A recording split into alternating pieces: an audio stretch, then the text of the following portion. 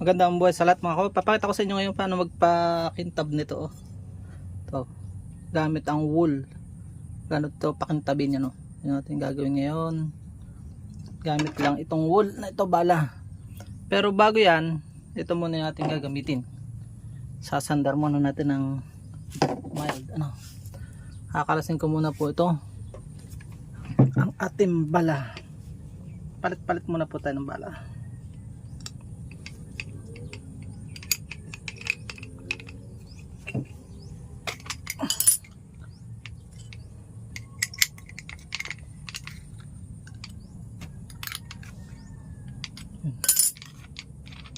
Oops. Nagbebenta po ako ng gulo kaya ako ay nagpa-practice. Tingnan natin kung paano siya. Ayun. Hindi naman na kailangan mo rin ito. Lalagyan na rin natin. Parang shoot siya doon sa ano. Tingnan natin ito. Mamaya natin papalitan ng tingnan natin kung okay siya doon. Hindi ako maalam po doon sa grinder eh.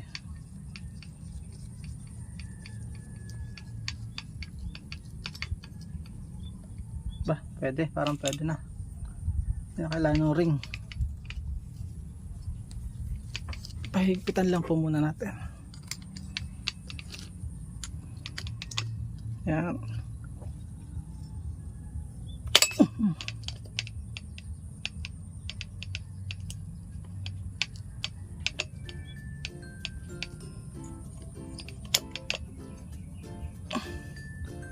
Medyo nasisira na itong aking panghigpit.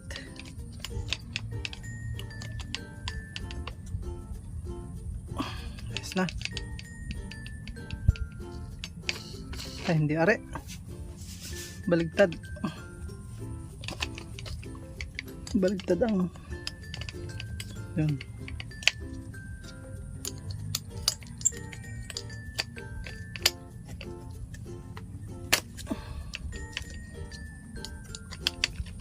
Dapat yung kabila, dapat siya hindi ibo, ganun. Talagang ganyan, napapractice tayo. Salamat sa panonood. Yan, lagyan natin ng yan. Dapat pa ganyan siya. So, ganyan na rin sa kabila. Mamaya. Yan. Mas sigo siya.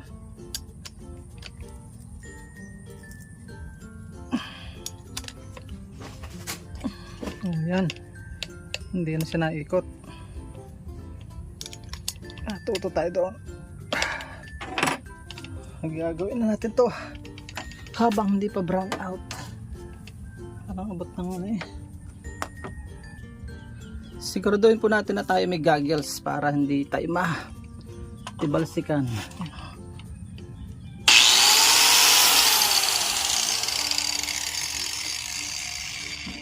So, subukan na po natin. Let's go.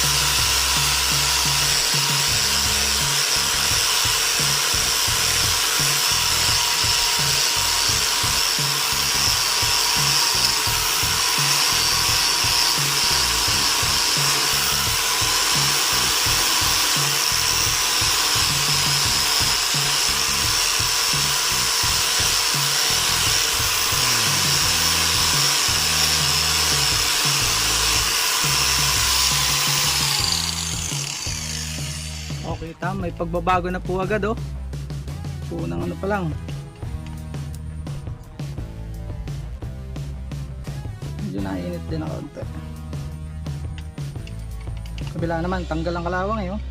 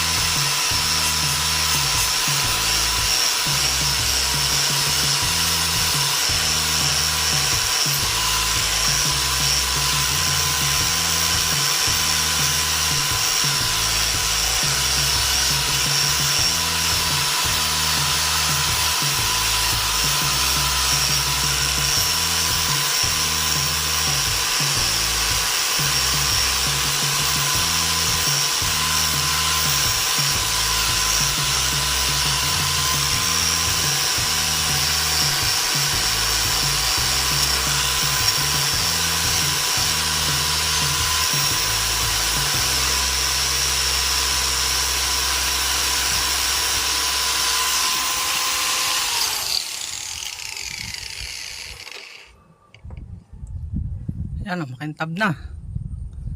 Yung wool naman, mas maganda sa may green pa eh. Pero sabi nila wag daw hawakan yung talim para wag kalawangin. So yung isa pa aking atirahin na din tong sang to. Bagaman may oil ito, tatanggalan ko lang ng oil. Punasan ko, i-stack ko na ito eh, itong sang to. Punasan ko lang po ng oil itong sang ito. Dalawang klase, dalawa ito.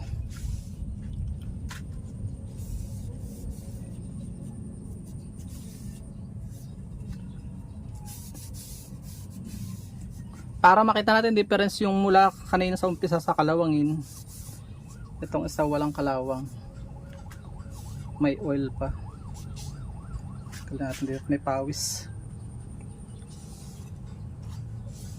Acid kasi yung pawis.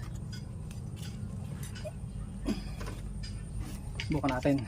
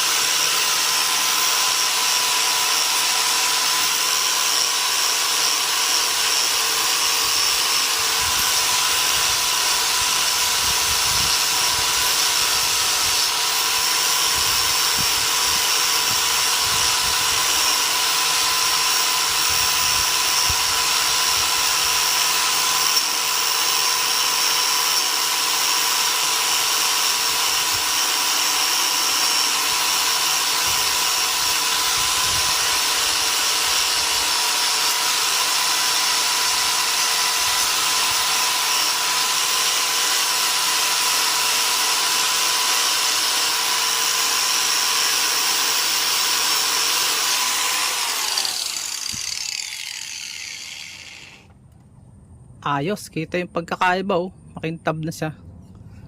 Pero this time ay yung kung naman wool ang gagamitin natin. Ay, babaw pa pala.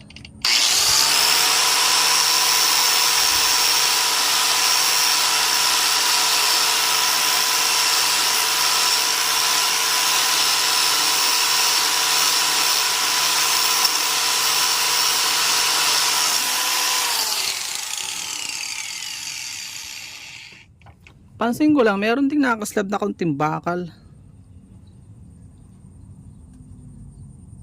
Kaunting apoy-apoy ba? Kaunti lang naman, huwag nung sanang masira ang talim. Kaunting init. So palamig-lamigin natin rin isa. And then itong isa ay matalas naman ito eh. Aanohin natin ang wool. Itong wool naman. Magpapalit po tayo ng bala para may idea tayo dahil ako nagbebenta. Ito pala pampakinis. Medyo matigas din siya. Tanggalin natin baka may kakanya, iba-iba sila na expertise nga pala. Yung bala mayroon pang pula eh.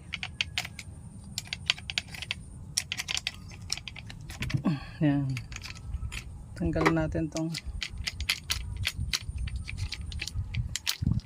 Mas maganda rin yung kulay green, pero order pa po ako sa Shopee. Kulay green. Yun daw yung parang salamin ang mangyayari sa ating talim. Oops. Ayos din.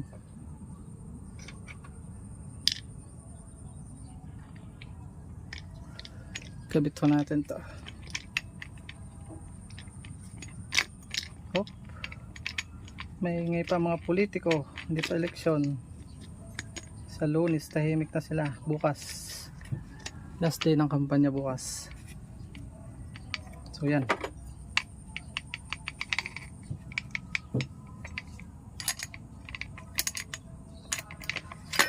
Ay, pitang ko na.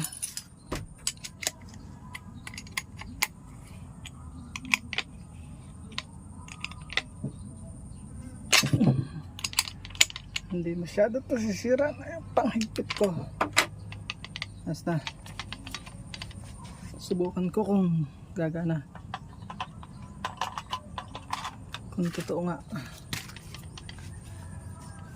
Tapos ang paggamit po nito mga kawaw ay lalagyan natin ng, ang na-recommend ay PBB. Wala na akong PBB makita. BBB meron din. TP lang itong nabili ko. Ito bapping soap. Ito gamitan natin ng bapping soap. Yan. Ito pampakintab ng gulok. Gamit ang bapping soap yan oh. So yun, simulan natin. Unahin natin itong isa. Lalagyan natin ng bapping soap muna po ito.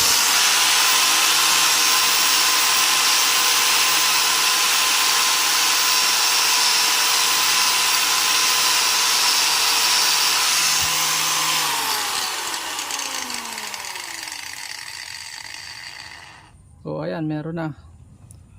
Pero dapat kuskusan na lang. Kukuskusan ko na lang siya.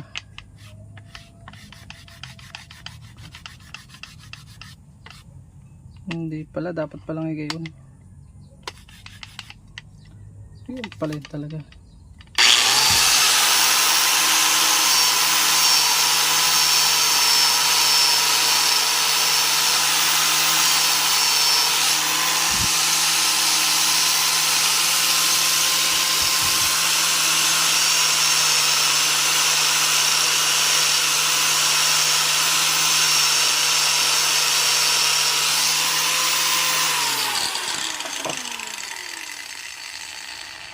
Yan, meron na. Tetesting natin kung makakapagpakintab nga tayo.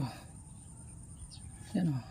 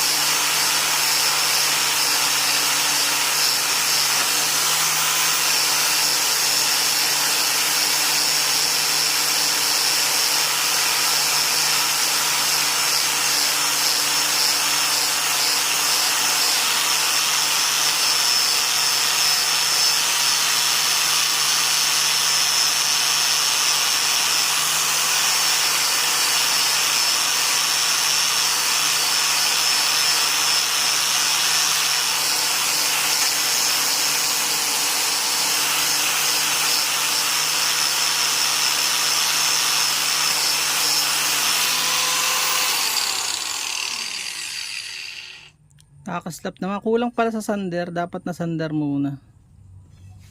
Or dapat kuskusan ko muna nito. Dito. Subukan natin dito. Yan. Mas maganda siguro kung ganito. Yan. Mali pala yung aking gamit. Ano naman tayo natututo sa karanasan. Diba?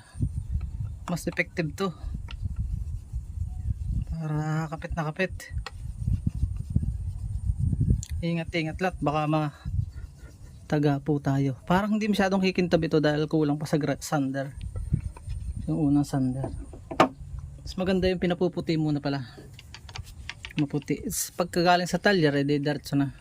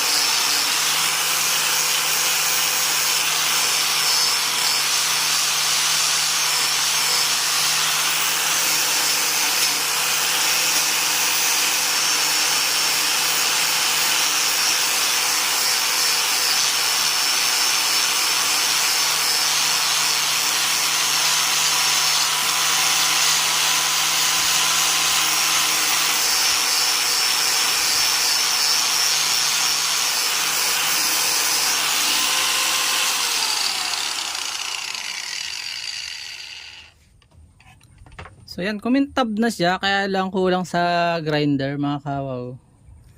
Think yung isa ay i-stack ko muna to. Dahil hindi naman to pansarili ko lang naman to. Okay na to, hindi na to kakalawangin. Importante lang ay ma-stack mo na, huwag nang kalawangin. And then ito mga pambenta ko, ganyan ay papuputain ko talaga. Babaping ko talaga ng maganda. O ito ay kulang pa sa subukan natin ng lagyan ng bapping soap. At pag hindi pa rin sa video na to, lalagyan natin, gagamitan natin ng green. Yun daw talaga yung parang salamin. Mas maganda pag ganari kaysa doon sa lalagay sa pambapping. Yan. Lagyan natin talim. May pakita lang naman tayo, medyo mag-improve talaga siya. Okay na. Sa sunod talaga yung maganda yung pampakintab talaga, para daw salamin talaga yun, yung kulay green. Ito pang mga stainless to ginamit ko. Subukan po natin. Patagal na yata tayo.